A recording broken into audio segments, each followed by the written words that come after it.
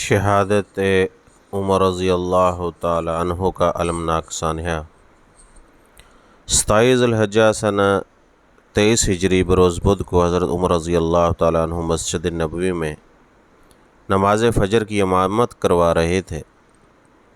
نماز کے دوران ابو لولو فیروز نامی مجوسی غلام نے زہر آلود خنجر سے آپ کے جسم پر مبارک پر 3 وار کیے۔ حضرت عمر رضی اللہ تعالیٰ عنہ زخمی ہو کر گر پڑے۔ حضرت عبد الرحمن بن عوف رضی اللہ تعالیٰ عنہ نے نماز پڑھائی۔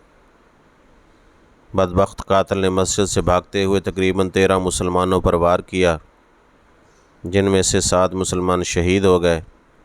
آپ رضی اللہ تعالیٰ عنہ کو بے ہوشی کی حالت میں گھر لایا گیا۔ ہوش آنے پر جب آپ کو بتایا گیا کہ حملہ آور مجوسی تھا، تو آپ نے اس بات پر اللہ کا شکر ادا کیا کہ حملہ آور مسلمان نہ تھا۔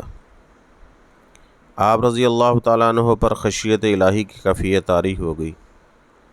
آپ نے اپنے بیٹے عبداللہ کو حکم دیا کہ میرا سر اپنی گود سے ہٹا کر زمین پر رکھ دو تاکہ اللہ تعالیٰ مجھ سے رحم و کرم والا معاملہ فرمائے۔ 3 دن کرب میں گزارنے کے بعد آپ رضی اللہ تعالیٰ عنہ زخم و کتاب نہ لاتے ہوئے 1 محرم الحرام سن 24 ہجری کو جام شہادت نوش فرما گئے۔